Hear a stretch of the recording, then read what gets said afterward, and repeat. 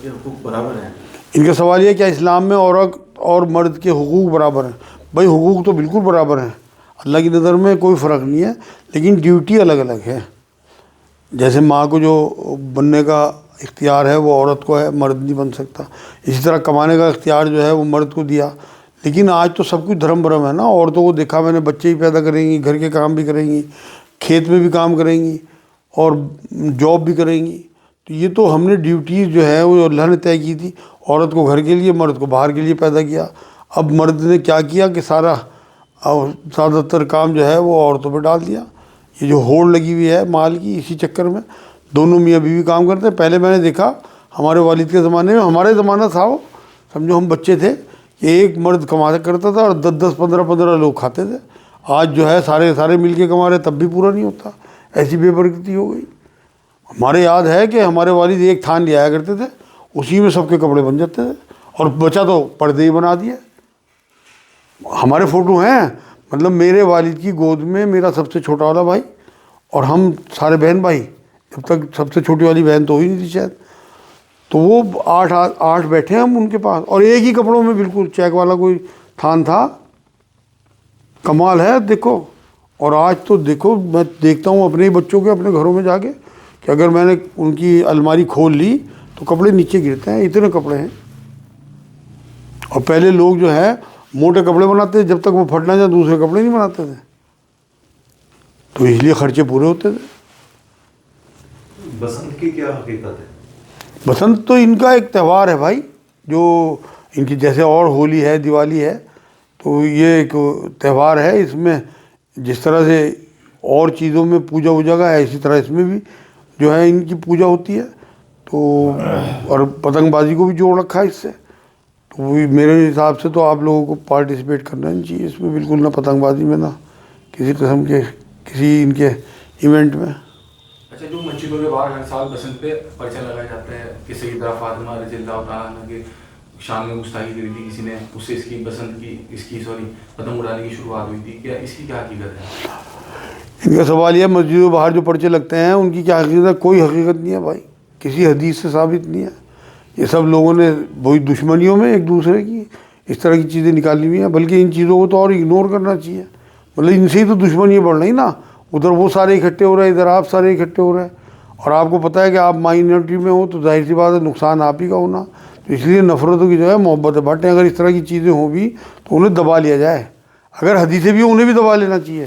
میرے نزدیک تو اگر کوئی حدیث ایسی ہے جو ہمیں آپس میں تفرقہ پیدا کرے، اس سے بالکل چھپا لینا چاہیے. تو ویسے آپ کی نظر سے کوئی ایسی حدیث نہیں ہوئی نہیں، صحابہ کے وقت میں یا تابعین کے دور میں پتنگوں کا اس طرح کا معاملہ ہوا ہو؟ نہیں، میرے نزدیک تو نہیں گزری. میرے مطلب ہو سکتا ہے ہو، کوئی میرے آنکھوں سے نہیں گزری. ایک سورہ بقرہ کی آیت نمبر 166 اور 167 ہے. اس میں یہ ہے کہ کل قیامت کے دن ایسے بزرگوں کو الگ کر دیا جائے گا امت کو. تو اس پہ تھوڑی سی تشریح کرتے ہیں. اس پہ یہ کن لوگوں کی طرف اشارہ کیا گیا؟ کیسے بزرگوں کو الگ کر دیا جائے گا؟ مطلب جن لوگوں کو لوگ جو ہیں یہاں زیادہ اہمیت پیر مانتے ہیں، انہیں مانتے ہیں، دعا کے لیے کہہ دیتے ہیں، وسیلہ بناتے ہیں. ہاں. اگر یہ جو آپ یہ پوچھ رہے ہیں نا کون سے بزرگ ہوں گے، وہ مطلب یہ اشارہ کس طرف ہے؟ اس طرف اشارہ ہے کہ جو لوگ چاہتے ہوں گے کہ ہمیں پیر مانا جا، ہماری کوئی اوقات ہو. جیسے آج کل ہٹو بچوں والے آگے 200 300 آدمی پیچھے مدرسے کے بزرگ ہیں، کچھ گوٹے دبا رہے.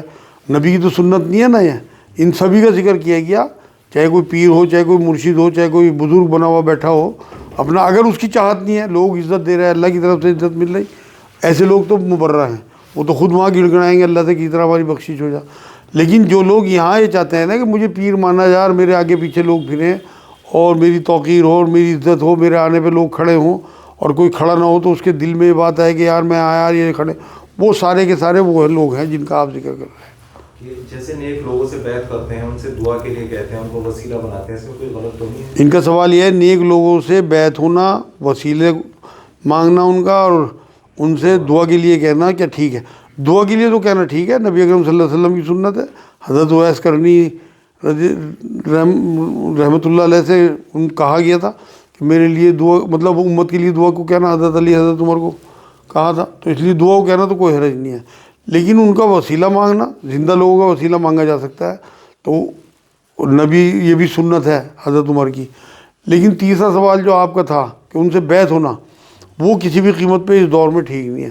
بیعت ہونے کے لیے ایک ہستی ہے مدینے میں جو اپنی قبر میں زندہ ہے، مطلب زندگی کیسی ہے وہ تو اللہ کو پتہ ہے، لیکن قرآن یہ کہتا ہے کہ انہیں مردہ نہ کہو، انہیں روز یہ پہنچتی ہیں اور یہ اپنی قبروں میں زندہ ہیں۔ تو میں نے شاید پہلے بھی آپ لوگوں کو ایک بار کئی سال پہلے بتایا تھا کہ نبی اکرم صلی اللہ علیہ وسلم سے بیعت کریں، اور نبی اکرم صلی اللہ علیہ وسلم سے بیعت کا معاملہ یہ ہے کہ آپ ان کی شریعت پہ عمل کریں۔ کسی دن اپنے کمرے میں 2 نفل پڑھ کے اللہ سے دعا کر کے ایک ہاتھ اپنا یہ نبی اکرم صلی اللہ علیہ وسلم کا سمجھ کے اور ایک اپنا اوپر سے رکھ کے اور پھر بیعت لیں کہ میں بیعت لیتا ہوں رسول اللہ سے کہ آج میں گناہ نہیں کروں گا اس کے بعد۔ یہ ہے اصل بیعت۔ ان سے کیا بیعت، انہیں پتہ ہی نہیں میرے کتنے جو ہے شاگرد ہیں اور کیا کیا کرتے پھر رہے، اور نہ اپنے پیروں کا پتہ کہ کہاں رہ رہے وہ کیا کیا کرتے پھر رہے۔ ایسے ایسے پیر ہیں میری نظر میں کہ جو نماز بھی نہیں پڑھتے، کہیں کے پیر کرو جو بیعت، ہوتا کیا ہے۔ ایک اور سوال اس سے ریلیٹڈ ہے، آپ نے حضرت اویس کرنی کا ذکر کیا حضرت اویس کرنی کی پیٹھ دیکھ کر ہم عائشہ نے یہ کہا تھا کہ 1/3 امت کی بخشش ہو گئی؟ ان کا سوال یہ ہے کہ عائشہ رضی اللہ تعالیٰ عنہا نے ان کی پیٹھ دیکھ کے کہا تھا 1/3 کی بخشش ہو گئی؟ ایسی کوئی روایت میری نظر سے تو نہیں گزری میرے بھائی۔ ہیں رسول اللہ نے کہا تھا، وہ آپ گھر پہ تشریف لائے تھے حضرت اویس کرنی، رسول اللہ سے تو ملاقات ہی نہیں ہوئی میرے بھائی، ان کی ملنے کے لیے آئے تھے رسول اللہ سے ملاقات نہیں، نہ پیٹھ دیکھی۔ جی تو وہ ملاقات مطلب وہ سلام کر کے چلے گئے تھے کسے؟ اما عائشہ کو۔ اچھا، پھر جب حضرت وہ رسول اللہ آئے تو رسول اللہ نے کو بتایا انہوں نے کہ وہ آئے تھے حضرت اویس کرنی، اور وہ سلام کر کے چلے گئے، آپ سے ملاقات نہیں ہو سکی۔ تو آپ نے پوچھا کہ بھئی آپ نے ان کے چہرہ دیکھا تھا یا پیٹھ دیکھی تھی؟ تو اما عائشہ نے فرمایا کہ میں نے ان کی پیٹھ دیکھی تھی۔ بھائی ایسی کوئی روایت جو ہے وہ صحیح روایت نہیں ہے۔ آپ دوبارہ سے تحقیق کرو یا پھر مجھے اس کا حوالہ دو تو پھر میں تحقیق کر لوں گا انشاءاللہ۔ میرے پاس مجموعہ ہے ہر چیز کے، آپ مجھے بتائیں گے نا کہ بخاری کی ہے تو میں چیک کر کے آپ کو اگلے ہفتے ہی بتا دوں گا۔ اچھا ایک سوال میرا ہے، آج ایک آیت آئی قرآن کی، اس میں سورہ مومن میں آیت نمبر 11، وہاں پہ بروز قیامت انسان کہے گا کہ اللہ تو باقی سچا ہے، تمہیں 2 بار میں زندگی دی اور 2 بار موت، دونوں چیزیں 2 بار اکٹھی کری تمہیں۔ تو اس بات سے تو یہ ظاہر ہوتا ہے کہ آپ نے ایک سورہ عرفات کی آیت کوٹ کری، تو ہماری اللہ سے ملاقات ہوئی ہے، اس کا مطلب ہم نے دیکھ رکھا ہے اللہ کو۔ بہت اچھا سوال ہے بھائی۔ جب اللہ نے تمام ارواح کو بنایا اور اس کے بعد پھر ان سے پوچھا کہ الست بربکم، تمہارا رب کون ہے، تو سب نے ایک دم جواب دیا کہ تو ہے۔ اس سے یہ بات ثابت ہو گئی کہ روحوں نے اللہ کو دیکھا بھی ہے، اللہ کو سنا بھی ہے، اللہ کو جواب بھی دیا ہے۔ بھائی جب اللہ نے کہا کہ الست بربکم، سنا اللہ کو، اور پھر کہا کہ تو ہے، جواب بھی دیا اور اشارہ بھی کیا، اس کا مطلب دیکھا بھی، سنا بھی اور بولے بھی، جواب بھی دیا، تینوں باتیں ثابت ہوں گے۔ بہت اچھا سوال ہے تمہارا۔ اچھا ایک سوال اور، حضرت سیدنا ابوبکر صدیق رضی اللہ تعالیٰ عنہ جو خطبہ فرمایا تھا آپ صلی اللہ علیہ وسلم کی ڈیتھ پہ، تو اس میں ایک الفاظ استعمال کیا تھا حضرت ابوبکر نے کہ مجھے امید تھی اللہ رب العزت سے، نہیں سوری حضرت عمر نے جب جنازہ پڑھ لیٹا تھا تو حضرت سیدنا عمر نے کہا تھا کہ اللہ تعالیٰ یہ موت برحق ہے اور آپ کا واقعی انتقال ہو گیا، وصال ہو گیا، کہ میں غلط تھا اس سوچ میں جو میں نے پہلے الفاظ کہے تھے، اور باقی آپ صلی اللہ علیہ وسلم سچے ہیں کہ اللہ آپ کے اوپر 2 موتوں کو اکٹھا نہیں کرے گا۔ تو اس میں جو الفاظ استعمال کیا انہوں نے کہ وہ سختی کا الفاظ استعمال، مطلب سختی کے لیے یا تکلیف کے لیے استعمال کیا جاتا ہے، تو موت کیا نبیوں کو بھی تکلیف دے دی جاتی ہے؟ اور اگر یہ بات سچ ہے کہ روح جسم سے نکل گیا اور اس سے تکلیف ہوتی ہے، تو جب روح ڈالی گئی تھی تو کیا یہ تکلیف ہم نے اس وقت بھی محسوس کری؟ ان کا سوال یہ ہے جیسے روح نکلتے ہوئے تکلیف ہوتی ہے، کیا روح ڈالے جانے کے ٹائم بھی تکلیف ہوتی ہے؟ نہیں بھائی، ڈالے جانے کی کوئی روایت نہیں ہے، نکلتے ہوئے تکلیف ہوتی ہے، لیکن ان لوگوں کو جو گناہ گار ہوتے ہیں اور جو نیک لوگ ہوتے ہیں ان کی روح ایسے نکلتی ہے جیسے ہلکا سا انجیکشن لگ گیا یا کانٹا چبھ گیا۔ لیکن جن لوگوں کو قرآن یہ کہتا ہے کہ جو گناہ گار لوگ ہیں، جو اللہ کے نافرمان ہیں، جب ان کے جسم میں فرشتے اترتے ہیں تو ان کی روح بھاگی پھرتی ہے اور وہ انہیں اس طرح سے کھینچتے ہیں اس روح کو ان کے جسم سے جیسے کھال اتارتے ہیں نا بکروں کی، آپ نے دیکھا ہوگا، اور اس طرح سے پھر چیخیں نکلتی ہیں ان کی جو ہمیں سنائی نہیں دیتی۔ مطلب انہیں بے انتہا تکلیف ہوتی ہے جو گناہ گار لوگ ہوتے ہیں۔ لیکن جو اللہ والے ہیں، جو اللہ کے فرما بردار بندے ہیں، جو اللہ کے رسول کے تابع ہو کے چلے، انہیں اگر تکلیفیں ہونے لگی پھر تو بہت معاملہ خراب ہو جائے گا۔ اچھا تو پتہ تو جب سے چل جاتا ہوگا پھر کہ ہمارا ہونے والا کیا ہے؟ ہاں انشاءاللہ، جو اللہ والے ہیں پتہ بھی نہیں لگتا انہیں، رات میں ایسی مطلب وہ ایسی نیند سوتے ہیں کہ صبح وہ موت کے ٹائم ہی اٹھتے ہیں، بس انہیں موت کا پتہ ہی نہیں لگتا۔ میں بھی ہر بار آپ سے دعائیں کراتا ہوں، نہیں یہ آمین کہلواتا ہوں کہ آسان زندگی آسان موت ایمان والی تھے اللہ پاک. وہ آسان یہی تو ہے کہ ہمیں تکلیف نہ ہو, ہماری کھا لینا اتاری جہاں. یہ حضرت عمر کی حکومت میں 3 طلاق کو ویلڈ کیا گیا تھا, جی تو اسے بعد میں منسوخ کیا گیا یا مطلب اسے قائم رہنے دیا گیا؟ ان کا سوال یہ ہے حضرت عمر کے زمانے میں 3 طلاق کو لاگو کر دیا گیا تھا, کیا بعد میں منسوخ کر لیا؟ بالکل انہوں نے اپنے فتوے سے رجوع کر لیا تھا بھائی. یہ بھی حدیثوں سے ثابت ہے, بات لکھا ہوا ہے. حالانکہ انہیں افسوس بھی تھا اپنے اس پہ فتوے پہ, لیکن انہوں نے رجوع کر لیا تھا بعد میں.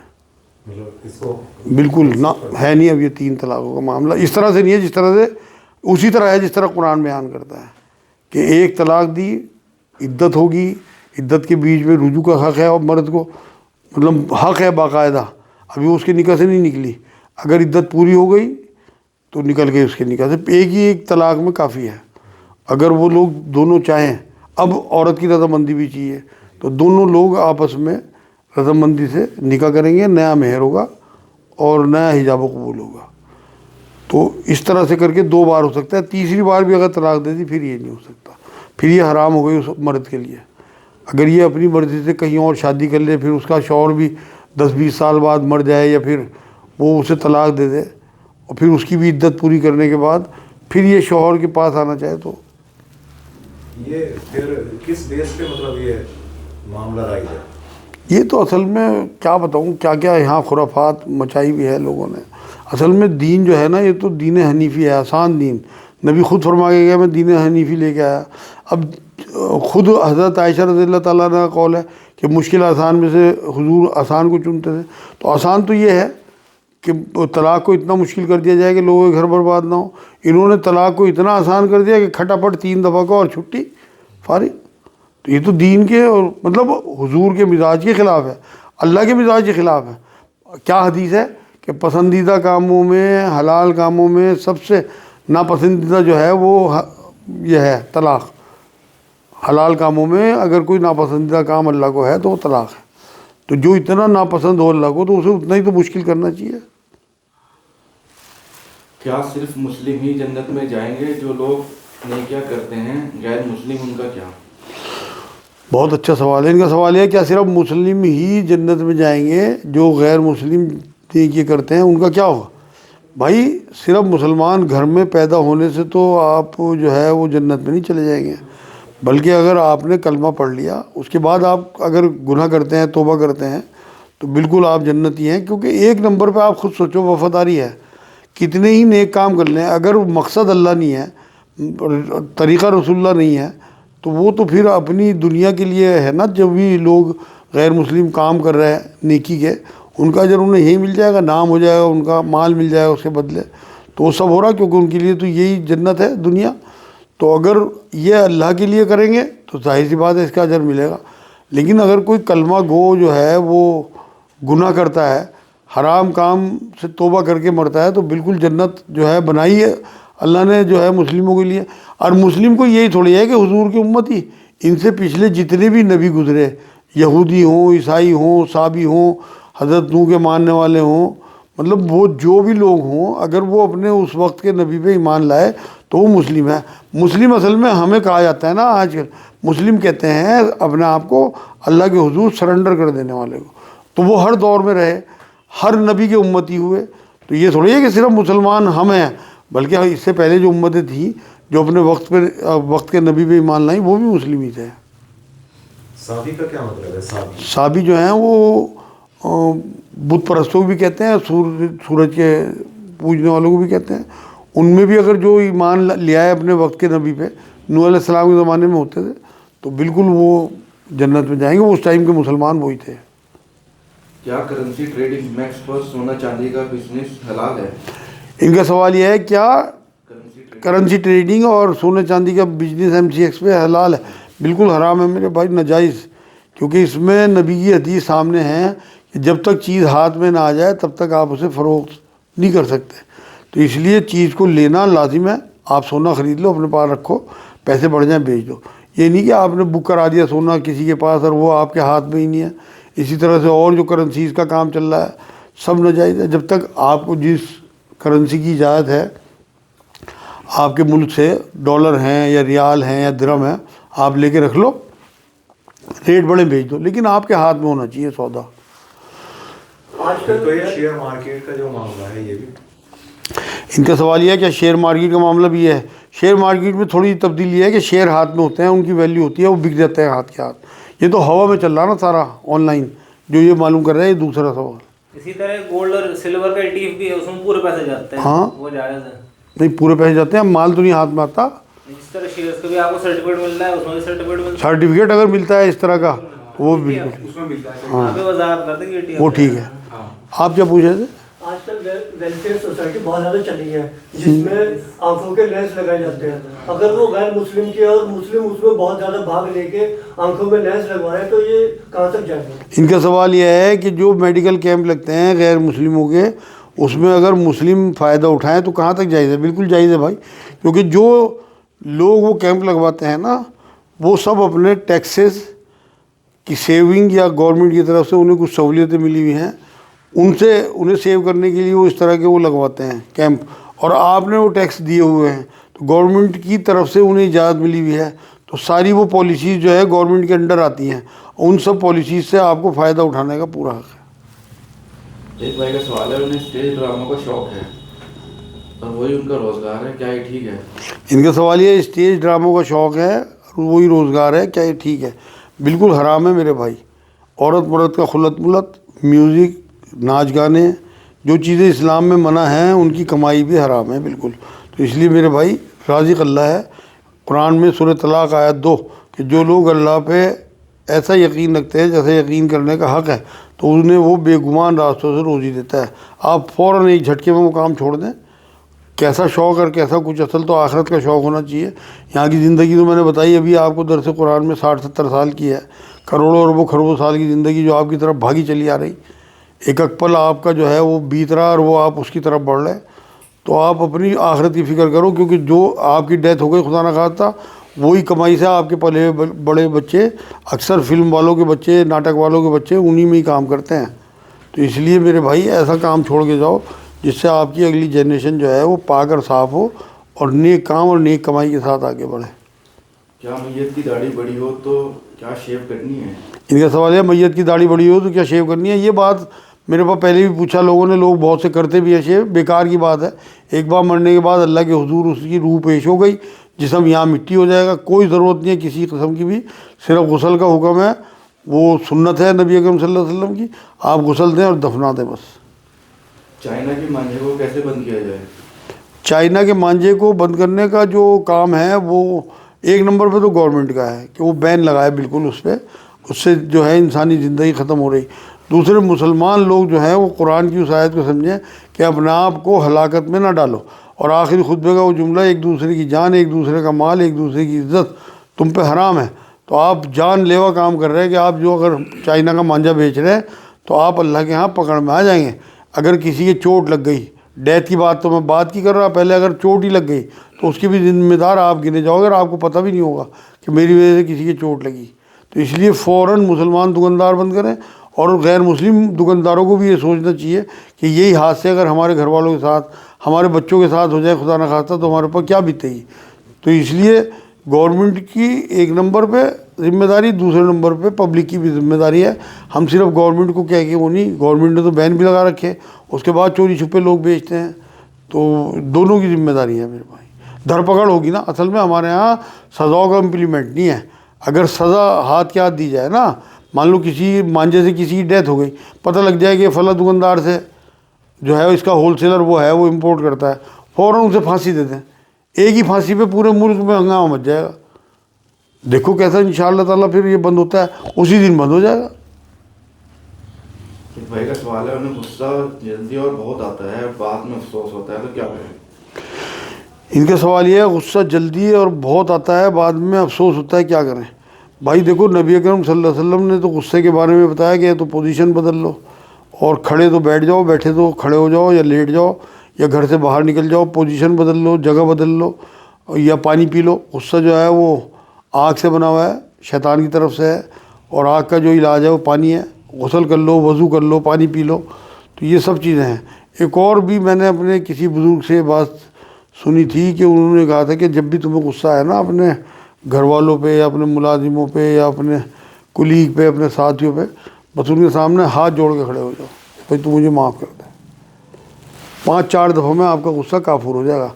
एक इलाज मैं ही बताता हूँ वहाँ मरकज़ में लोगों को कि जब भी गुस्सा आए तो थाने में घुस के किसी इंस्पेक्टर के रैपट मार दो, सारा गुस्सा उसी दिन निकाल देगा। बेहतरीन इलाज है। कोई मुझे बताते हैं ना कि जी मुझे तो शुगर है इस वजह से गुस्सा है, मैंने उसे यही बताना कि जी मुझे शुगर है इसलिए रैपट मारा। वो सीने में गोली मारेगा ना तब पता लगेगा। कमज़ोरों पे क्या गुस्सा करना। भाई कोई कहता है मुझे ब्लड प्रेशर है इस वजह से मुझे गुस्सा आता है, आप जाके MP साहब के रैपट मारो और यूँ कहो जी मुझे ब्लड प्रेशर है, देखो रात को तुम्हारी सुपारी दे के ख़त्म करा देगा। कमज़ोरों पे, बूढ़ी माँ, कमज़ोर बीवी, छोटी बहनें, मासूम बच्चे, रिक्शा वाले, ठेले वाले, गरीब मुलाजिम, इन पे गुस्सा करने का क्या फ़ायदा। गुस्सा करना तो किसी ताकतवर पे करो जो तुम्हें जवाब दे सके। नबी को तो गुस्सा आता था, पी लेते थे। तो गुस्सा पीना सुन्नत है, करना फ़िरौन की सुन्नत है। अब देखो नबी ने फरमाया जो जिसकी सुन्नत पे होगा क़यामत में उसके साथ उठेगा। देख लो किसके साथ उठना चाहो, नबी के या फ़िरौन के। जो लोग गुस्सा करते हैं वो फ़िरौन के साथ उठेंगे, जो गुस्सा पीते हैं वो नबी के साथ उठेंगे। मदर डे और फादर डे मनाना ठीक है? इनका सवाल ये है मदर डे और फादर डे मनाना ठीक है? भाई इस्लाम में तो कहीं कोई गुंजाइश नहीं इन चीज़ों की। इस्लाम में तो रोज़ ही मदर डे है, रोज़ ही फादर डे है। कुरान तो ये कहता है कि जब ये तुम्हारे ज़िंदगी में बुढ़ापे को पहुँचे एक या दोनों, तो इनके सामने कंधे झुका के रखना और इनके सामने ऊप भी ना कहना, इनकी हर बात मानना जो शरीयत के दायरे में हो। तो आप कंधे झुका के रखो, जी हुजूर, अम्मा अम्मा अम्मा हुजूर जी, अब्बा हुजूर जी, टांगे दबाओ। आपके तो रोज़ मदर डे रोज़ फादर डे है। इनके तो जाने के बाद पता लगेगा हमें कि ये क्या चीज़ हमने खो दी। जिनके हैं वो कदर नहीं करते, जिनके नहीं हैं वो तड़पते रहते हैं। अगर वितर में दुआ कनूत भूल जाए तब? इनका सवाल यह है अगर वितर में दुआ कुनूत भूल जाए सब, तब क्या है? नमाज हो जाएगी। सुन्नत है दुआ कुनूत, असल में फ़र्ज़ नहीं है। इसलिए अगर निकल गई तो कोई, कुछ लोग कहते हैं सजदा सहू कर लें, कुछ कहते हैं सजदा सहू भी ना करें, ज़रूरत तो है नहीं सजदा सहू की। अच्छा, अगर दुआ कुनूत याद ना हो और उसकी मुसलसल तैयारी हो याद करने की, तो हफ्ते 10 दिन के लिए कौन सी दुआ ऐसी जो पढ़नी चाहिए? बस आप अल्लाहुम्मा फ़िरली पढ़ लें या कुल हुवल्लाहु 3 दफ़ा पढ़ लें, दोनों चीज़ें साबित हैं। लेकिन याद करना ज़रूरी है। ये नहीं है कि आप इसी पे ही इर्तिका कर लोगे, बस मैं तो ये हाँ यही पढ़ता रहूँगा। क्या बुखारी शरीफ और सियासित्ता की सारी किताबों में हदीसें बिल्कुल 100% सही हैं? क्या सियासित्ता की सारी किताबों में हदीसें 100% सही है? बिल्कुल भी नहीं सही है भाई। उनका ज़िम्मा अल्लाह ने लिया ही नहीं। बहुत सारी चीज़ें ऐसी हैं जो नबी के मिजाज के ख़िलाफ़ हैं, तो किसी भी कीमत पे नहीं कहा जा सकता। ज़्यादातर सही है, इनमें मेहनतें बहुत हुई हुई हैं, उसके बावजूद भी जो है वो गलती के इम्कान है, क्योंकि वो इंसानों की लिखी हुई है। कुरान के बारे में अल्लाह ने कहा कि मैंने नाजिल करा, मैं इसकी हिफाजत करूँगा। तो अगर कोई ऐसी चीज़ निकलती भी है, अब ये हज़रत आयशा की 6 साल वाली जो हदीस मैंने शायद पिछली बार बताई थी, उससे पिछली बार, तो कहाँ से आज दिमाग में आ ही नहीं सकती किसी भी कीमत पर। भाई 2 साल उनकी मंगनी रही, 6 साल की उम्र में शादी हुई, तो क्या 3 साल की बच्ची से निकाह हो गया था, 4 साल की बच्ची से, और 6 साल की बच्ची से सेक्स किया, नाम माज़िल्लाह। हदीस सही और सही या झूठी कैसे परखें? इनका सवाल यह है कि हदीसें सही, ज़ईफ़ या झूठी कैसे पता करें। भाई देखो हर चीज़ का माहिर होता है। सोने की जो वो है ना खोट या खरा, वो सुनार बताता है। इसी तरह से बीमारियों का जो मामला है वो डॉक्टर, इसी तरह से हदीसों के भी माहिरीन हैं।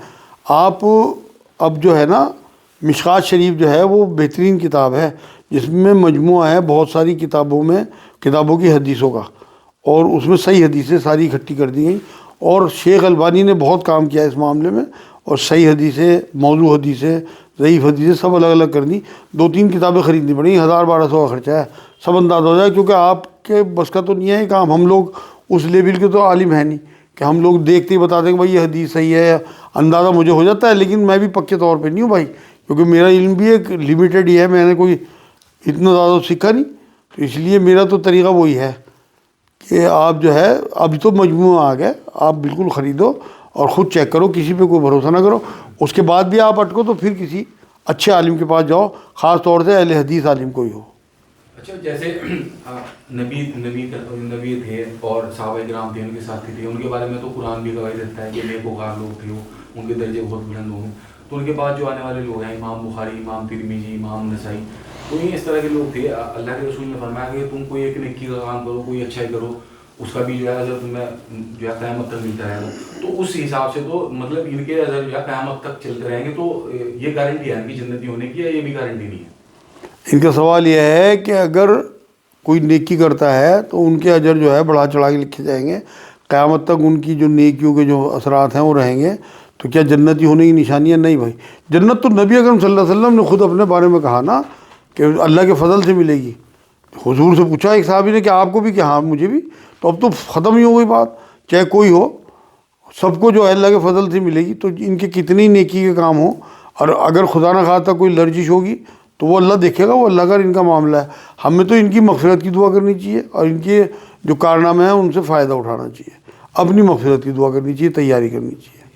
वो तो चले गया, उनका तो बंद हो गया चैप्टर, अब तो हमें उनके लिए दुआ करनी है, क्योंकि वो हमारे लिए इतना काम कर गया, इतना आसान दीन हमें दे के गया। कुरान के तर्जुमे, कुरान की तफसीर है, हदीसों के मजमूए, कितना काम इन्होंने किया भाई, क्या ठिकाने। मैं तो कसम से सोच सोच के मेरा दिमाग उड़ जा।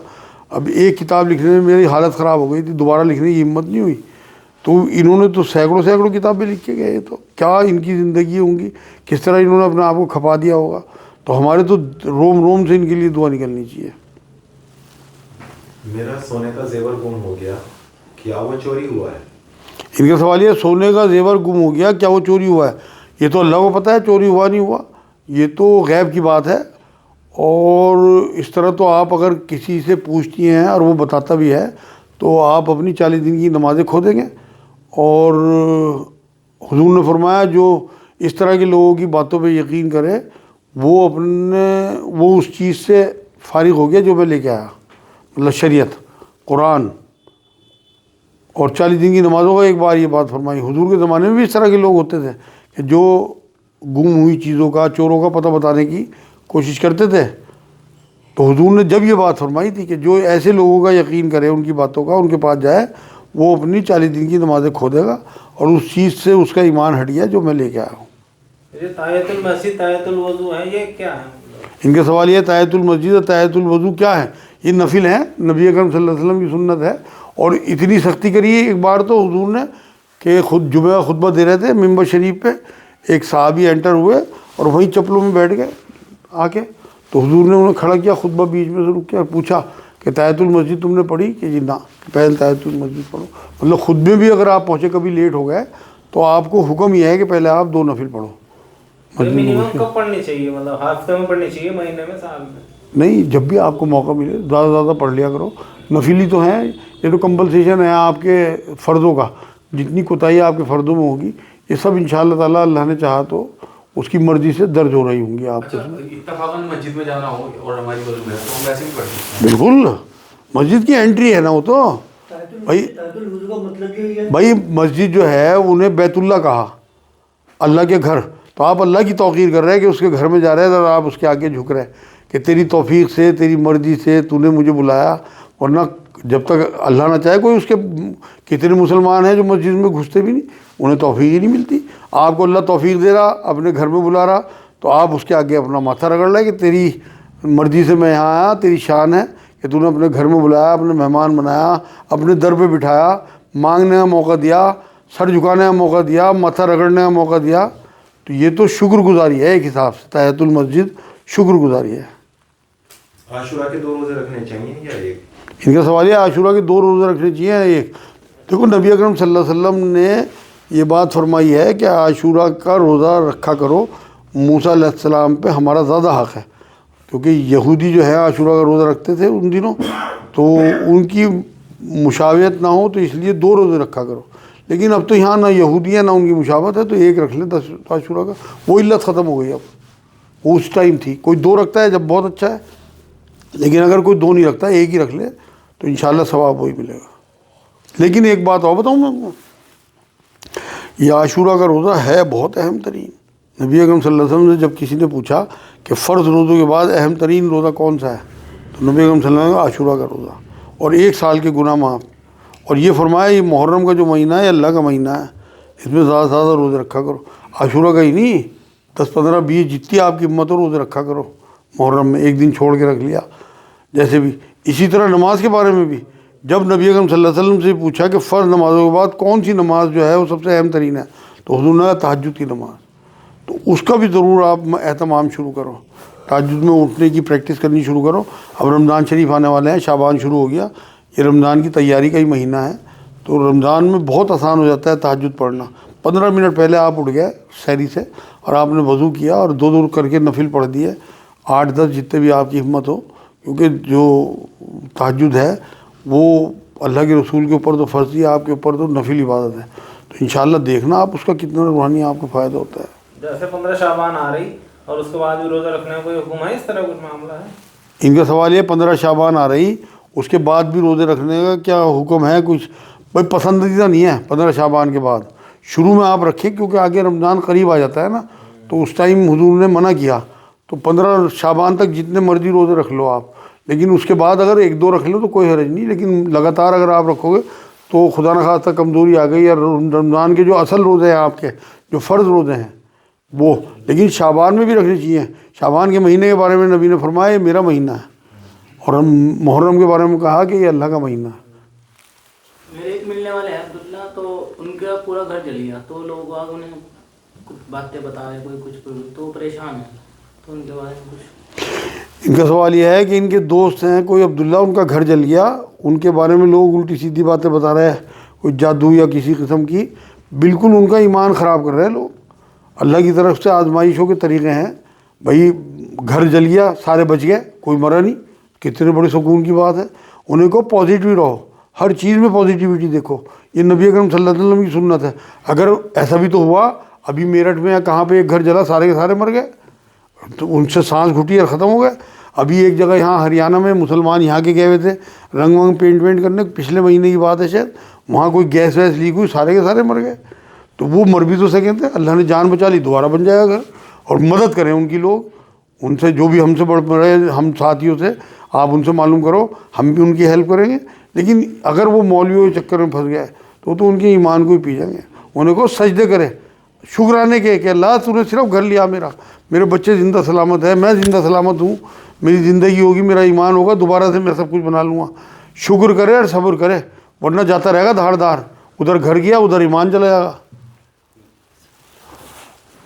ایک سوال یہ ہے کہ کوئی میرے جانکار ہیں، اور ان کا سوال یہ ہے کہ جیسے کچھ ویڈیوز یا کچھ غریب بچوں کو دیکھ لیتے ہیں کام کرتے ہوئے، اور ان کی وہ عمر نہیں ہوتی، اور ان کو کھانے پینے کا بھی سامان میسر نہیں ہے آسانی سے، بیچارے دیکھ کے ان کو، وہ خود بھی مطلب اتنا مضبوط نہیں ہے فائنینشلی، لیکن رونا آتا ہے. تو ایسے انسان کا اللہ تعالیٰ کے یہاں کیا؟ بھائی ان کا سوال یہ ہے کہ مظلوموں کو، بچوں کو دیکھ کے ان کی معصومیت کو اور ان کی جو محرومیت ہے انہیں رونا آتا ہے، اور ان کے پاس اتنے فائنینشلی ساؤنڈ نہیں ہے کہ ان کی مدد کر سکیں. تو ایسے لوگوں کا کیا، انہیں رونے ہی کا اجر ملے گا. اصل میں حضور نے ایک بار یہ بات فرمائی کہ اللہ نے جسے نرمی دے دی اسے کل خیر دے دی، اور جسے نرمی کھینچ لی جس سے اسے کل خیر سے محروم کر دیا. تو ان کی جو رحم دلی ہے اس کا اجر ملے گا. اگر آپ کا لوگوں کو پریشانی میں دیکھ کے دل نہیں پسیجتا، چاہے آپ کتنے ہی نمازی ہو. میرے استاد حضرت ڈاکٹر اسرار احمد کا جملہ ہے کہ اگر آپ کا دل نہیں پسیج رہا کسی بھی مجبور کو، پریشان کو، مظلوم کو دیکھ کے، تو آپ نیک تو ہو سکتے ہو، مسلمان نہیں ہو سکتے. مطلب پھر آپ کا ایمان مکمل نہیں ہے. یا یہ کہہ رہے تھے وہ کہ نمازی تو ہو سکتے ہو، نیک نہیں ہو سکتے، کچھ اس طرح کا جملہ میں نے سنا تھا ان کا ایک بار. تو اس لیے اگر آپ کا دل نہیں پسیج رہا تو اس کا مطلب اللہ نے آپ کے اندر سختی پیدا کر رکھی ہے، اور سختی فرعونیت ہے، شیطانیت ہے. تو انہیں تو اس کا اجر ملے گا. لیکن اگر وہ نہیں کر سکتے تو وہ ہمارے سے ملو بھائی، جہاں تک ان کی پہنچو وہ کریں، ہم سے مل کے کام کریں نا بھائی. میرے سے بھی کیوں، آپ ان سے ملوا دو، بس یہ اپنا آپ میرے سے معلوم کر کے کر لیں گے. مطلب سوال یہ ہے کہ کیا بے جان چیزیں بھی بد دعا دیتی ہیں؟ بہت سے لوگ کہتے ہیں کہ نماز نہیں پڑھ رہے، جا نماز بد دعا دے گی، قرآن شریف کھول کے نہیں دیکھ رہے بد دعا دے گا، تصویر نہیں پڑھ رہے. ان کا سوال یہ ہے کیا بے جان چیزیں بھی بد دعائیں دیتی ہیں؟ بھائی کسی حدیث سے ثابت نہیں ہے. بے جان چیزیں بولتی تو ہیں لیکن بد دعا دینے کا ثابت نہیں ہے. کیونکہ نبی اکرم صلی اللہ علیہ وسلم جب احد پہاڑ پہ تھے، چڑھ ہی رہے تھے، تو چھوٹے چھوٹے پتھر جو ہے سلام کر رہے تھے حضور کو. اسی طرح سے جب حضور نے اپنے ممبر، ایک لکڑی کا ٹکڑا تھا، جب نیا ممبر شریف بن گیا مسجد نبوی میں تو اسے ایک طرف رکھ دیا، تو لوگ جو اس کے پاس سے گزرے تو اس میں سسکیوں کی آوازیں آ رہی تھیں، جیسے کوئی روتا ہے اندر سے. تو نبی اکرم صلی اللہ علیہ وسلم اس کے پاس گئے، کہا کہ بھائی اگر تو چاہے تو تجھے میں جنت کا جو ہے وہ ایک ممبر یا کیا چیز بنا دوں. تو اس نے منظور کر لیا، تو اس کے بعد پھر اسے وہاں سے ہٹا دیا تو جنت میں ملے گا وہ انشاءاللہ تعالیٰ. تو بے جان چیزوں میں جان تو ہوتی ہے، لیکن وہ نبی اکرم صلی اللہ علیہ وسلم کی خصوصیت تھی یا پھر سبھی میں ہوتی ہے. لیکن بددعا دینے کا معاملہ جو ہے وہ نہیں آیا. بلکہ اور ایک دفعہ یہ تو ہوا طائف میں کہ پہاڑ جو ہیں، فرشتہ آیا کہ اگر آپ کہیں تو ان پہاڑوں کو میں بھیج دوں، لیکن وہ بھی فرشتہ اللہ کی طرف سے آیا تھا یہ دیکھنے لیے. وہ بھی ٹیسٹ تھا نبی اکرم صلی اللہ علیہ وسلم کا کہ ان کے دل میں نیگیٹیوٹی ہے پازیٹیوٹی ہے. اچھا، ایک سوال میرے ذہن میں ہے آپ کے جواب سے. اکثر منکرین حدیث کا یہ الزام ہوتا ہے، جو حدیث کو انکار کرنے والے ہوتے ہیں، کہ آپ صلی اللہ علیہ وسلم ہر چیز کے نبی نہیں بنا کے بھیجے گئے تھے. اور اگر اس طرح کی بات ہوتی جناتوں کے بارے میں، پیڑوں کے بارے میں، چرند پرندے کے بارے میں، تو اس طرح کے تذکیرے بہت زیادہ ہوتے ہیں، حدیثوں کے اندر بھی ہوتے ہیں اور قرآن میں بھی ہوتے ہیں. ان کا سوال یہ ہے کہ نبی کے بارے میں لوگ یہ کہتے ہیں کہ وہ سب کے لیے نبی بنا کے نہیں بھیجے گئے تھے، ورنہ جو ہے اس کا تذکرہ ہوتا. تذکرہ میں بتا دوں آپ کو، نبی کو قرآن نے کیا کہا؟ رحمت للعالمین. عالمین کسے کہتے ہیں؟ تمام عالموں کے لیے رحمت. تو نبی صرف ہمارے لیے رحمت تھوڑی ہے. تو وہ کہتے ہیں کہ نبی کو رحمت، اگر رحمت نہیں ہوا تو پھر وہ ظاہر سی بات ہے پھر عالموں کے لیے کہا، کسی اور نبی کے لیے کیوں نہیں کہا؟ تو وہ کہتے ہیں کہ ان کی زندگیوں کا تذکرہ کیوں نہیں ہے قرآن حدیث؟ کن کی؟ جناتوں کی، چرندے پرندے کیوں نہیں ہے؟ جناتوں کی زندگی کا تذکرہ ہے، ہر چیزوں کا. یہاں تک کہ جنت میں جب ان کے آدم علیہ السلام ماں حوا کے جو ہے وہ شیطان کا کہنا ماننے سے وہ پھل کھا لیا تو کپڑے ان کے اتر گئے، برہنہ ہو گئے ایک دوسرے کے سامنے، تو وہ پتے ڈھکنے لگے. قرآن کا ذکر بتا رہا میں آپ کو. تو اس کا مطلب پیڑ پودے بھی ہیں جنت میں، ان کا ذکر قرآن کہہ رہا. کون کہتا ہے کس چیز کا ذکر نہیں ہے؟ مجھے بتاؤ نا، اسے میرے سامنے لاؤ. جنات کا ذکر ہے، فرشتوں کا ذکر ہے، چرند پرند کا ذکر ہے، جانوروں کا ذکر ہے، اور پیڑ پودوں کا ذکر ہے، پہاڑوں کا ذکر ہے. نام ہے بلکہ ان چیزوں پہ، صورتوں کے،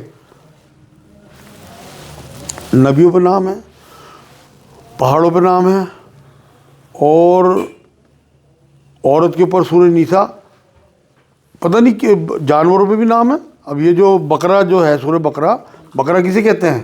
گائے کو.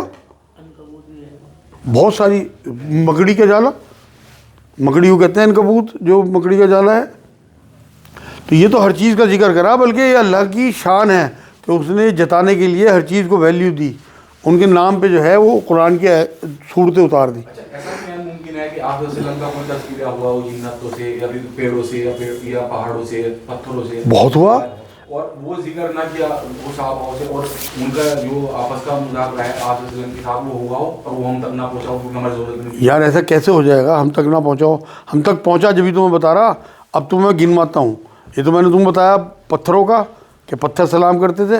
ایک بار حضرت عمر، حضرت ابوبکر صدیق اور حضرت عثمان جو ہے نبی اکرم صلی اللہ علیہ وسلم صاحب احد پہاڑ پہ، تو وہ وجد میں آ گیا، ہلنے لگا خوشی میں. تو نبی اکرم صلی اللہ علیہ وسلم نے پیر مارا اس کے اوپر کہ ٹھہر جا ٹھہر جا احد، وجد میں مت آ. آج تیرے اوپر ایک نبی اور 3 وہ شہید، نہ ایک صدیق اور 2 شہید تیرے اوپر کھڑے. یہ بات احد پہاڑ سے بات ہوئی نبی اکرم صلی اللہ علیہ وسلم کی. ایک بار ابو جہل جو ہے نبی اکرم صلی اللہ علیہ وسلم جو ہے کسی کے پیسے دلوانے کے لیے، وہ پیسے نہیں دے رہا تھا، اس کے وہاں گئے دروازے پہ، اسے کہا کہ پیسے دے. تو اس نے میں کیوں دوں پیسے؟ کہ جو تیرے ہاتھ میں وہ گواہی دے گی کہ میں سچا رسول ہوں، اس لیے میں آیا تیرے پاس. تو اس کے ہاتھ میں کنکریاں تھی، اس نے جو ہاتھ کھولا تو وہ لا الہ الا اللہ محمد رسول اللہ پڑھ. یہ حدیثوں میں ہے یہ بات. تو یہ ہو گئی بات. اور پیڑ کی بات میں نے آپ کو سنا دی کہ وہ جو تنا تھا وہ کر رہا تھا. اور اونٹنی، ایک جو ہے اونٹ جو ہے حضور کو سجدہ کرنے آیا.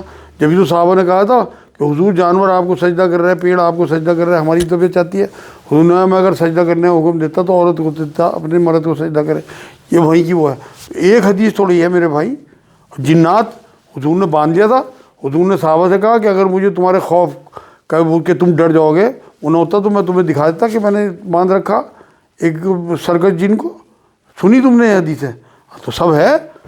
फरिश्तों से मुलाकात हज़रत जिब्राइल का हर टाइम माना जाना, उन्हें मना कर रहा है हज़रत अयूब अंसारी को खाने के लिए कि मेरे खाने में तुम प्याज और लहसुन ना भेजा करो, मेरे पास फरिश्तों का आना जाना लगा रहता है। हाँ, मस्जिद जिन है मक्के में। ये तो सारी चीज़ें साबित हैं, कहने दो लोगों को यार, बहस में ना पड़ो बस। सवाल हो गया मेरा। हाँ एक तो हम नुत्फे से पैदा हुए हाँ और हमारा वजूद एक बर्पा हुआ और हम फिर हमारे ऊपर मौत तारी होगी, हम कब्र में दफना दिए जाएंगे, उसके बाद में मिट्टी मिट्टी हो जाएंगे। और नबियों के साथ खुसूसियत है, अल्लाह के बंदों के साथ वो ऐसे के ऐसे ही लेटते रहते हैं कब्र में। उसके बाद में आप वसल्लम ने जिक्र किया कि एक नाफूस से कोई तिनका है कमर में, जो मेडिकल साइंस में साबित कर दिया कि कमर की रीढ़ की हड्डी में अंदर एक चीज़ ऐसी है वो ख़त्म नहीं हो सकती, उससे हमें दोबारा अल्लाह रब्बुल इज़्ज़त पैदा करेंगे। तो ये हो गई 2 जिंदगी और 2 मौतें।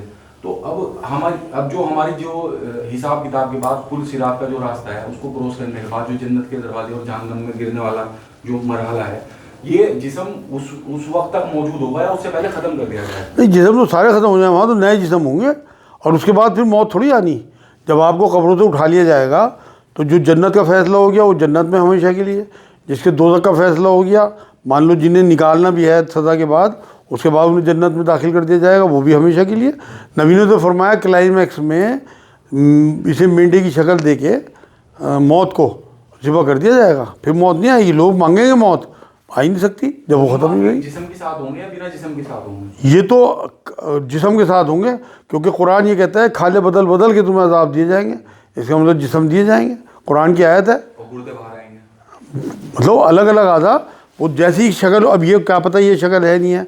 उम्र बताई हुजूर ने कि वहाँ 33 साल उम्र कर दी जाएगी सबकी जन्नत की। जैसे जिस्म की बात हुई, तो जो हैंडीकैप्ड लोग पैदा हुए हैं बच्चे या जो मरे, वो किस हाल में होंगे? इनका सवाल ये, हैंडीकैप लोग जो है जो वो किस हाल में होंगे?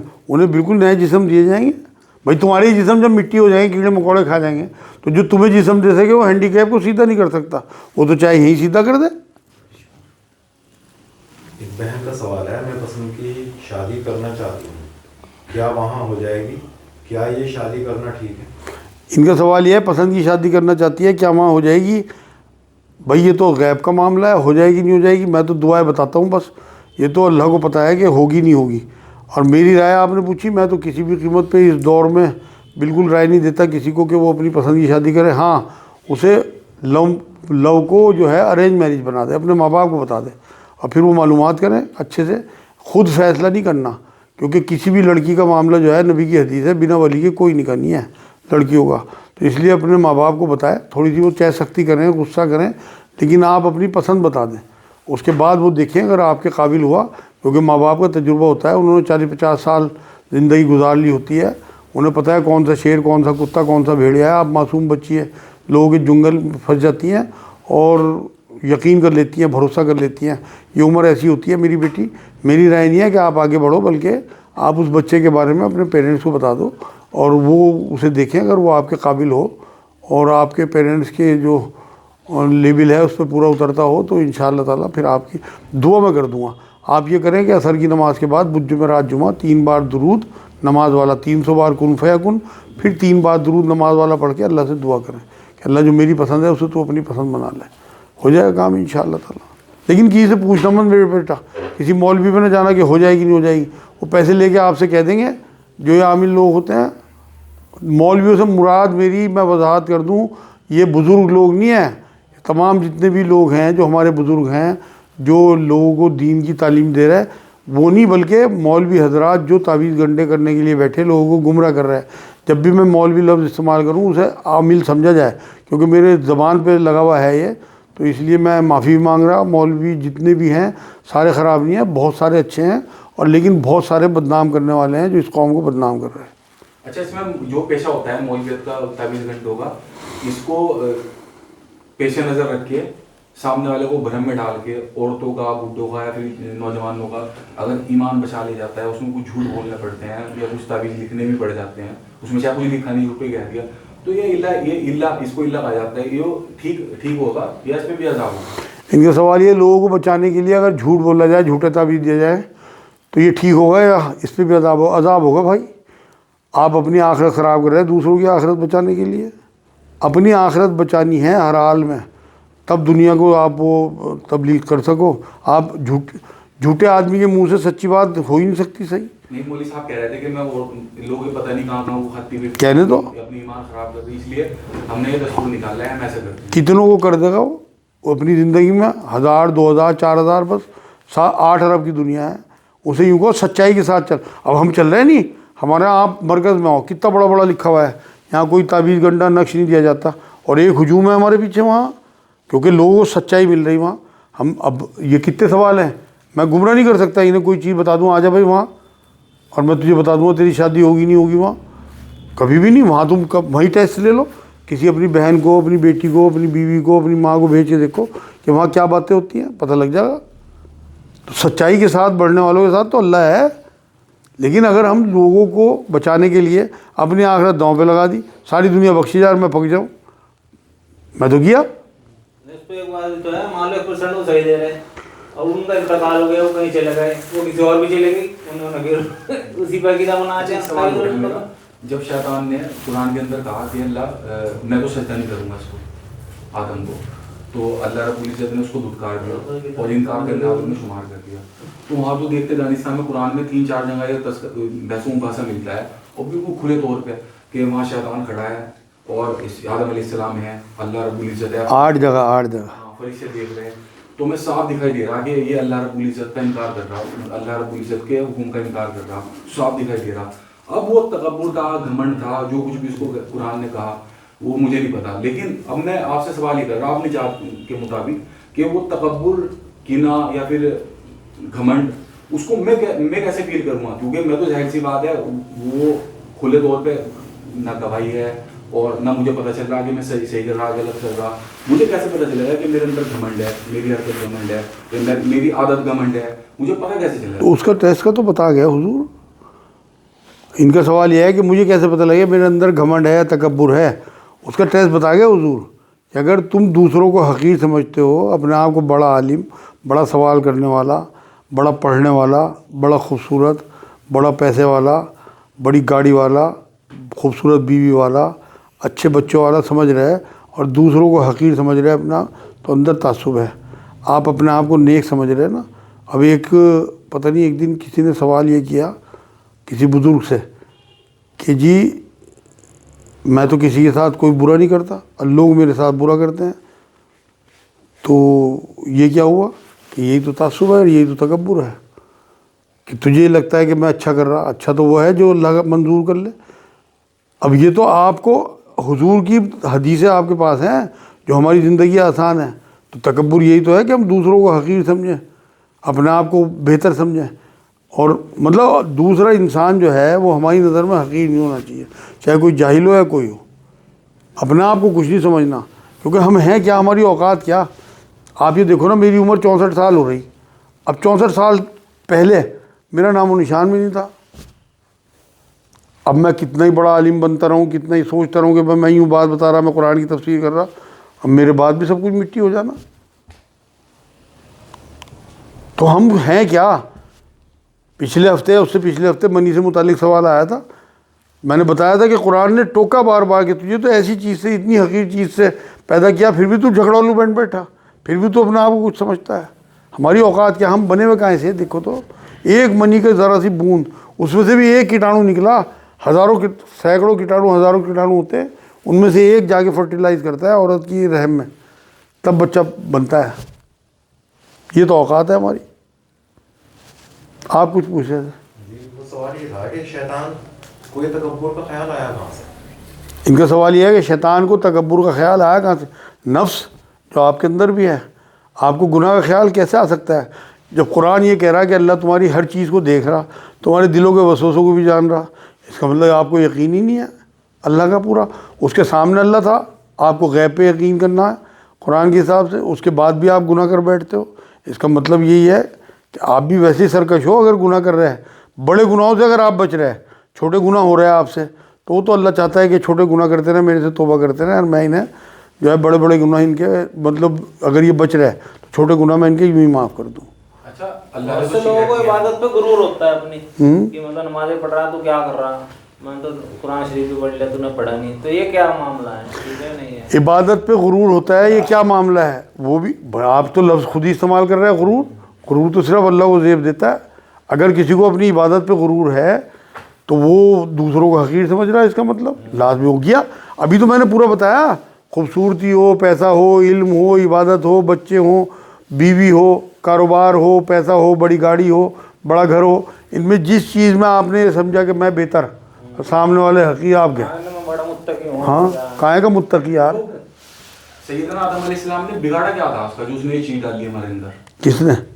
اسی نے، ابلیس نے. ہاں ان کا سوال یہ ہے سیدنا آدم علیہ السلام نے کیا اس کا بگاڑا تھا کہ جو اس نے یہ چیز ڈالی؟ بھائی اس نے نہیں بگاڑا تھا، اللہ پہ الزام لگایا ان نے. تو اللہ نے سجدہ کرایا نا اس سے، تمام فرشتوں سے، اور اس سے یہ کہا کہ بھائی سجدہ کرو. میں نے اسے علم دیا اپنا اور اپنی روح اس کے اندر پھونکی. وہ تو اللہ کی روح تھی نا آدم علیہ السلام میں. تو آدم علیہ السلام نے کیا بگاڑا؟ انہیں تو توبہ کے لفظ بھی نہیں آتے تھے. جب ان نے انہیں بہکایا تو وہ تو بے چین ہو گئے اندر سے، کیونکہ سلیم فطرت انسان تھے کہ میں کیا کروں، میرے سے تو غلطی ہو گئی. تو وہاں اللہ نے قرآن میں ہے تو وہ لفظ کہ اللہ نے لفظ سکھائے انہیں، اور انہوں نے توبہ کی، پھر انہوں نے نبی بنایا. اچھا یہ کمپلسیشن ہے ہمارا. ہاں توبہ کریں گے تو درجہ. بس ہم تو آدم زادے ہیں، ہم تو نبی کی اولاد ہیں. اذان پر کتا بھونکے پہ کیا کریں؟ ان کا سوال یہ اذان پہ کتا بھونکے تو کیا کریں؟ اسے بھگا دیں وہاں سے. اور اگر روز روز بھونکتا ہو اور ایک ہی کتا ہو تو جان سے مار دیں. کیونکہ اللہ کے نام پہ یہ جو ہے نا شیطانی جو ہے وہی بھونکاتا ہے انہیں. کیا نکاح پڑھانے کے پیسے لینا ٹھیک ہے؟ ان کا سوال ہے کیا نکاح پڑھانے کے پیسے لینا ٹھیک ہے؟ ہاں کوئی حرج نہیں ہے بھائی، اجرت ہے اس سے، وہ ٹائم لگا رہا اپنا، جا رہا وہاں پہ، تو بالکل میرے نزدیک تو کوئی حرج نہیں ہے. اسی طرح کیا قرآن شریف پڑھنے والا اگر زیادہ پیسے مانگے تو اسے کم کرا سکتے ہیں؟ ان کا سوال یہ ہے قرآن یا نکاح پڑھانے والا؟ نہیں قرآن شریف والے بھی اگر مان لیں. ان کا سوال یہ قرآن شریف پڑھانے والے اگر پیسے زیادہ مانگیں تو کیا اسے کم کرا سکتے ہیں؟ بھائی اسے تو پیسے مانگنے کا حق ہی نہیں ہے. نکاح پڑھانے کا تو معاملہ ہے کہ اگر کوئی مانگے پیسے تو اسے کم کرا لیں آپ، لیکن قرآن پڑھانے کے تو پیسے مانگنے ہی نہیں چاہیے. کوئی اپنی خوشی سے کچھ دے دے تو لے لے. یا پھر مدرسوں میں جو لوگ قرآن پڑھا رہے ہیں ان کی تنخواہیں طے ہوں، چاہے زیادہ ہو یا کم ہو. حافظوں کو اپنے گھر بلاتے ہیں نا بچوں کو پڑھانے کے لیے. ان سے اگر آپ نے معاملہ طے کر لیا، وہ تو ٹیوشن ہے نا، وہ تو ٹائم کے پیسے لے رہے ہیں اپنے. میراتھن دوڑ میں حصہ لینا اور ٹی وی پر دیکھنا کیا ٹھیک ہے؟ میراتھن دوڑ میں حصہ لینا اور ٹی وی دیکھنا کیا ٹھیک ہے؟ میرے نزدیک تو ٹھیک ہے نہیں بھائی. جبکہ اس کا پیسہ غریبوں کے لیے خرچ ہوگا. کہیں جاتا ہو، چاہے اس میں عورت مرد کا خلط ملت ہے، آدھی ننگی لڑکیاں دوڑتی ہیں، ٹی وی پہ بھی دیکھنا میرے نزدیک تو ٹھیک نہیں ہے میرے بھائی. اپنی میں نے تو بتایا تو آخرت پہ نظر رکھو، اپنی آنکھیں بچاؤ، اپنے ذہن بچاؤ.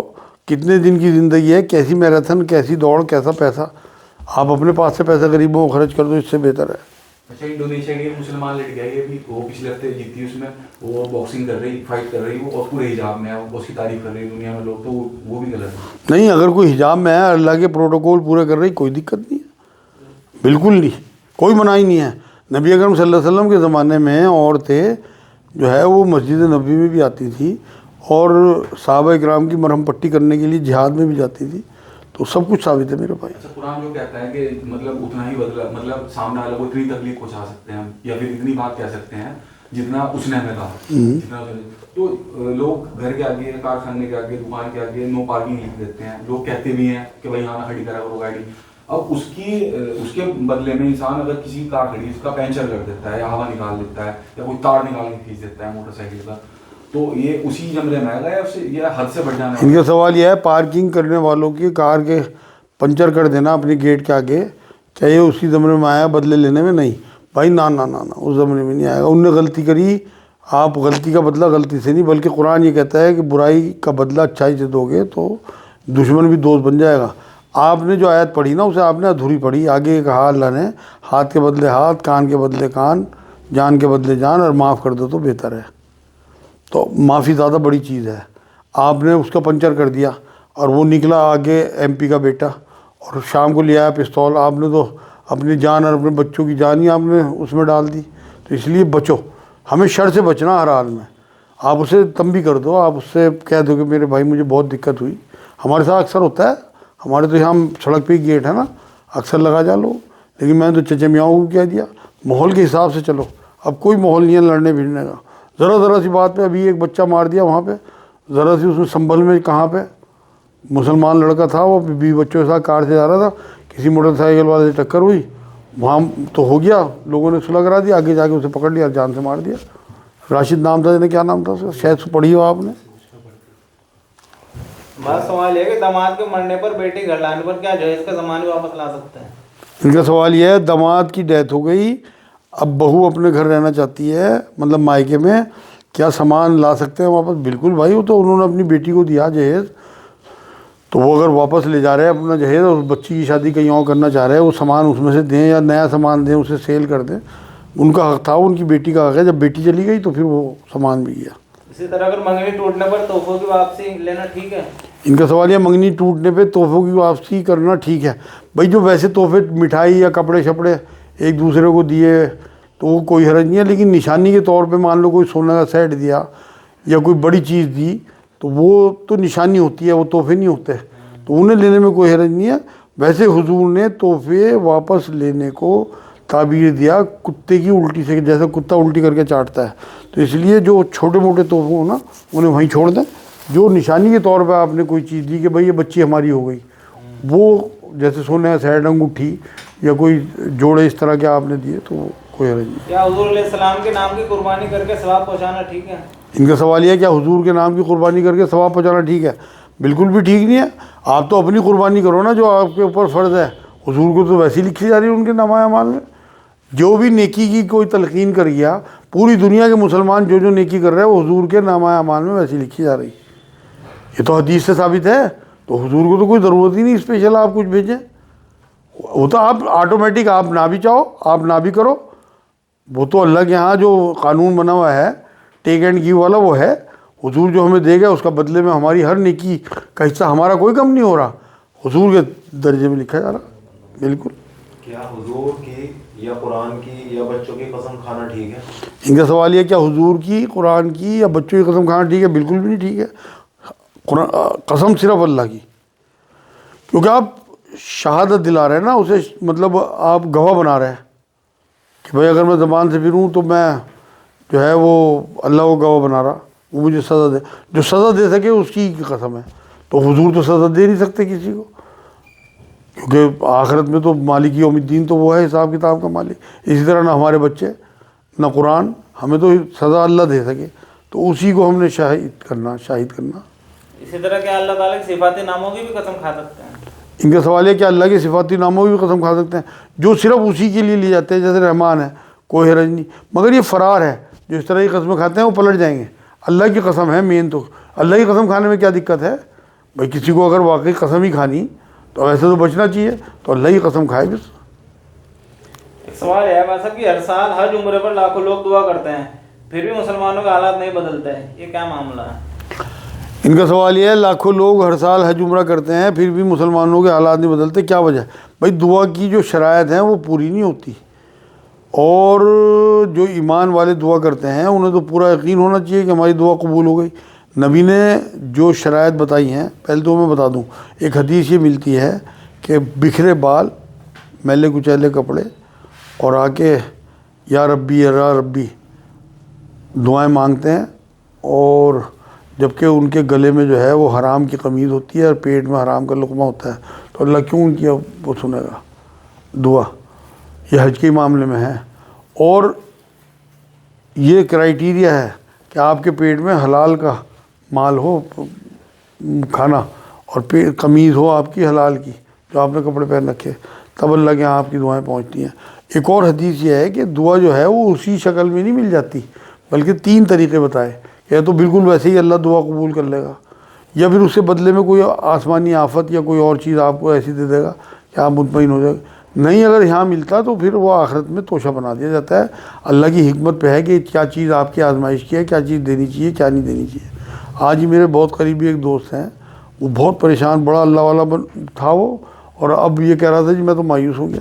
मैंने यही तो आजमाइश है कि जी मैं इतनी दुआएं करता रहा अल्लाह से, इतनी बुज़ुर्गों से उससे, और फिर अल्लाह मेरी नहीं सुनता। मैंने उसकी हिकमत है, क्या पता वो आखिरत में तो ये ऐसा बदला दे कि तू यहाँ पलट के यूँ कह के काश मेरी एक भी दुआ कबूल ना होती, अब मुझे ऐसा अजर मिल जाता। तो वहाँ यही तो होगा कि लोग यही तो कहेंगे कि हमें ऐसा अजर मिलता अगर हर दुआ का, तो हम तो दुआ करते हैं कोई दुआ कबूल ही ना होती। अल्लामा इकबाल का एक शेर है कि खुद ही को कर बुलंद इतना, हाँ, जो आपने सुना ही होगा। तो उसमें खुद ही का फलसफा कहाँ से लिया उन्होंने? बड़ा अच्छा सवाल है। इनका सवाल यह है कि अल्लामा इकबाल का एक शेर है, खुद ही को कर बुलंद इतना, उसमें खुद ही का फ़लसफ़ा कहाँ से लिया? कुरान से ही लिया। सूरह हशर की आयत नंबर 19 है, उसमें अल्लाह ने कहा है आखिर में कि जो अल्लाह के कलाम को भुला देते हैं फिर अल्लाह उन्हें खुद से ही भुला देता है, मतलब अपने आप से ही। आज यही हाल है उम्मत का कि उम्मत को ना तो अपनी आखिरत याद है, ना अल्लाह याद है, ना रसूल याद है, बस होड़ में लगे हुए हैं कि तरह से माल कमा लें, भागे चले जा रहे हैं, दौड़े चले जा रहे हैं। तो खुद ही का फ़लसफ़ा, खुद अल्लामा इकबाल का ये अपना स्टेटमेंट है कि मैंने खुद ही का फ़लसफ़ा जो है वो सूरह हशर की आयत नंबर 19 से लिया हुआ है। तो वो उसमें जब आप पढ़ोगे तो आपको मज़ा आ जाएगा कि अल्लाह अपने आप से ही गाफिल कर देता है हमें अगर हम अल्लाह के कलाम को भुला दें। और आज पूरी उम्मत भुलाए हुई है, खाली तिलावत से होता क्या है? कितने लोग हैं जो कुरान उठा के देख रहे हैं? कितने लोगों को पता है कि अल्लाह ने कलाम में हमें क्या क्या कहा? आप लोगों को पता काफ़ी कुछ होगा। जब मैं बताता हूँ ना कुरान में है तो आपको याद आ जाता है कि हाँ यार ये तो है, या तो सुना हुआ होगा या पढ़ा हुआ होगा, लेकिन उठा के तो नहीं देखते खुद। आप आज जाके पढ़ो, देखो सूरह हशर की 19 नंबर आयत, आपको खुद अंदाज़ा हो जाएगा। हो गया जी आज का इंशाअल्लाह। हाँ, अल्लाह रब्बुल इज़्ज़त ने कुरान में बार एक ही बात को दोहराया, और पता नहीं कितनी बार कि ये जो इनकार करने वाले हैं या शिर्क करने वाले हैं। तो हम अल्हम्दुलिल्लाह यहाँ सब बैठे हैं, अल्लाह के शुक्र से हम कम तौहीद पे तो हैं। अच्छा, हमारे अहकाम छूट रहे हैं, बहुत सारी चीज़ें ऐसी हैं जो हम आपसे वसल्लम या सहाबा किराम की ज़िंदगी पर खड़ा नहीं कर पा रहे। तो इस चीज़ का हमें आखिरत में फ़ायदा होगा। गुनाहगार तो हैं। इनका सवाल यह है अगर हम तौहीद पे हैं और गुनहगार भी हैं तो क्या हमें इस बात का फ़ायदा होगा? बहुत फ़ायदा होगा, इसी का ही फ़ायदा होगा। वो जो राई के दाने के बराबर ईमान वाली हदीस मैंने पिछली बार सुनाई थी, वो यही तो है। अगर आप वो ईमान साथ ले गए जो अब आप जिस तरह की बात आप कर रहे हैं तो उसका फ़ायदा आपको होगा ज़रूर। अगर आप गुनहगार हैं तो सज़ा तो मिलेगी। अल्लाह इंसाफ वाला है, वो किसी को उंगली तो उठाने देने का अपने ऊपर कि अल्लाह तू इन्हें क्यों छोड़ रहा। इसीलिए तो मैं कहता हूँ कि कोई बहाना दे दो अल्लाह को बख्शने का, अपनी 5 नमाज़ें सही कर लो। 5 नमाज़ें जो है ना, अगर नबी ने फरमाया अगर तुम्हारी नमाज़ें जो है ना पूरी हुई तो सबसे पहले नमाज़ों का हिसाब होगा, अगर वो आसान हुई तो बाकी सारा हिसाब आसान है। हदीस बता रहा मैं तुम्हें। और अगर कहीं उनमें कोताही और कमी हुई तो फिर मुश्किल आनी है। तो इसलिए मैं आज ये मैसेज दे रहा कि अल्लाह के वास्ते जैसे कैसे भी घर पे पढ़ दो, फ़र्ज़ पढ़ दो, दिल नहीं लगता बेदिली पढ़ दो, दिल लगने लगा मस्जिद पहुँच जाना, लेकिन नमाज़ शुरू कर दो। 5 नमाज वक्त पे, मुकर्रर वक्त पे मोमिन पे नमाज़ पढ़ जाए तो इंशाअल्लाह ताला इसका तो फ़ायदा मिलना ही है। और नमाज तो 4 चाँद लगा देगी उसमें। आँखों की ठंडक नबी की, मेराज का तोहफ़ा, मोमिन की मेराज, एक हदीस है नमाज के बारे में। आप क्या पूछ रहे थे? मतलब के दायरे में रहते हुए एक सवाल है अपनी असला के लिए, क्या आपके यानी मजाज लोग साहब की हर बात कुरान और हदीस से सही साबित है? इनका सवाल यह है क्या मेरी हर बात कुरान और हदीस से सही साबित है? बिल्कुल भी नहीं हो सकता मेरे भाई। ये तो आपकी ज़िम्मेदारी है चेक करना। और अगर आपको कोई इश्काल हो, कोई मान लो आप अटकते हैं तो फ़ौरन आप मेरे से उसका हवाला मांग सकते हो, लेकिन हवाला लेने के बाद आपको उस पर अमल करना पड़ेगा। जब मैंने ये कहा कि मिला के जो है वो नमाज़ें जो है ज़ोहर और असर और मगरिब और इशा पढ़ सकते हैं, तो मेरे पास मेरे एक भाई हैं ताया के लड़के, उनका फ़ोन आया कि जी आपकी वीडियो किसी ने आगरे में सुनी, वो कह रहे कि जी ये साबित करें इस बात को, हैं वो पक्के हनफी और तबलीगी जमात के। मैंने भाई बिल्कुल साबित करूँगा, 10 हदीसें दिखाऊँगा कम से कम, लेकिन पहले वो लिख के देगा कि इसके बाद वो नमाज़ें मिलाएगा सफ़र में, और कसर भी करेगा मिलावेगा भी। कि जी ना वो मना कर रहा है। मैंने फिर वो रसूलुल्लाह पे कहाँ ईमान ला रहा हो, तो अपने इमाम पे ला रहा, अपने इमाम की सुन रहा। मैं तो नहीं दिखाना है। फिर तो तुम्हें कोई बात लगे मेरी कि भाई सही नहीं है, आप मेरे सबूत मांगो। मैं कुरान की आयत अगर बता रहा तो उसका भी सबूत दूंगा आपको, और हदीस बता रहा उसका भी सबूत दूंगा, तभी तो बात मुकम्मल होगी। वरना तुम अगर इसी तरह फ़ज़ाइल अमाल की तरह आँखें झुका के सुनते रहे तो तुम तो सवाब की नीयत से आ रहे, तुम कोई इल्म सीखने थोड़ी आ रहे हैं यहाँ पे। बेकार है तुम्हारा आना, वक्त ज़ाया कर रहे हैं अपना। आप तो सीखो और देखो, जाके चेक करोगे कि कितना झूठा कितना सच्चा। अच्छा, सारा कुछ मेरा तो ऑनलाइन है, इसमें कोई कुछ कर ही नहीं सकता, मैं खुद नहीं बदल सकता। आप उठाओ इसे, डाउनलोड करो, चेक करो कि इसकी कौन सी। अच्छा, अब तो नेट पे सब कुछ है, आप यूट्यूब से भी चेक कर सकते हो मेरी बातें। आप हदीस का वो डालो रेफरेंस, کہ یہ حدیث ہے کہ نہیں ہے پتہ لگ جائے گا آپ کو. وما علینا الا البلاغ. ایک سوال ہے. ہاں بتاؤ بتاؤ. اس وقت جو ملک کے حالات ہیں، اب کوئی نوجوان ہیں ان کے سامنے یہ ودیش جانے کا آئیڈیا آ رہا ہے کہ جیسے یہاں پہ ہندو مسلم کا معاملہ آ رہا ہے، تو ان کے ذہن میں یہ چیزیں ہیں کہ جیسے یہاں سے باہر نکل جائیں گے حالات بہتر ہو جائیں گے، فیملی کے لیے بھی اور آگے زندگی کے لیے بھی بہت اچھی اپارچونیٹیز آ رہی ہیں. لیکن دوسری طرف دوسرا ایک نظریہ بھی ذہن میں پیدا ہوتا ہے، وہ یہ کہ پھر جب اللہ تعالیٰ نے یہاں پیدا کیا، کہیں ایسا تو نہیں یہاں ہمارے اوپر کچھ اور ذمہ داری تھی وہ وہاں چھٹ جائیں گی جا کے. تو یہ ایک ذرا کچھ سوال ہے ذہن میں. ان کا سوال یہ ہے کہ باہر جانے کا وہ آ رہا ہے تو یہاں کی جو ذمہ داری ہے سے فرار تو نہیں ہوگا، اللہ کے یہاں پکڑ تو نہیں ہو جائے گی. یہ تو سچویشن کے اوپر ہے اپنی اپنی. اگر یہاں واقعی ایسی ذمہ داری ہے جیسے میرے اوپر مرکز کی ذمہ داری، اب میرا بچہ رات دن روتا ہے مجھے کہ یہاں آ جاؤ، دبئی رہتا ہے وہ، مگر میں نہیں جا سکتا کیونکہ میں نے اللہ سے کمٹمنٹ کیا ہوا ہے، اکیلا پڑا میں یہاں. لیکن میں نے ذمہ داری میری اللہ سے طے ہوئی ہوئی ہے. لیکن اوروں کے پاس جو معاملہ ہے، مان لو کوئی اکلوتا بیٹا ہے اپنے ماں باپ کو چھوڑ کے جا رہا، بالکل ناجائز. 4 بھائی ہیں اور بھائی ہیں ماں باپ کی دیکھ بھال کرنے کے لیے، وہ اپنا اور اپنے بچوں کا کیریئر بنانا چاہ رہا، ان کی ایجوکیشن کے لیے شفٹ ہو رہا، کوئی حرج نہیں ہے. یہ سچویشن کے اوپر سوال کا جواب ہوگا. جیسی وہ اگر مجھے لکھ کے بھیجیں گے تو میں انہیں اسی طرح سے اس کا جواب دے دوں گا. ہجرت میں برکت ہے.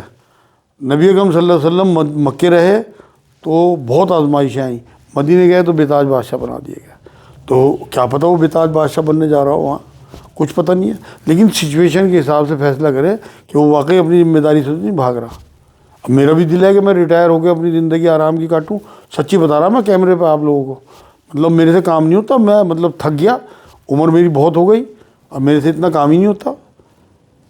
اور میرے بھائی سنبھالنے کو تیار نہیں اکیلے، میرے ساتھ تو ٹھیک ہے، تو ورنہ میں تو چلا جاتا اب تک.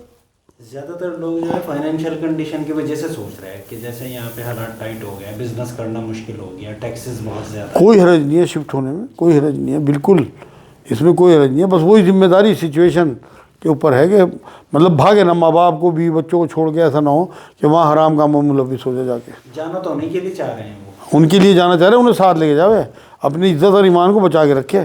ایسا نہ ہو کہ یہاں کالی کو چھوڑ جائے اور وہاں گوری سے لگ جا.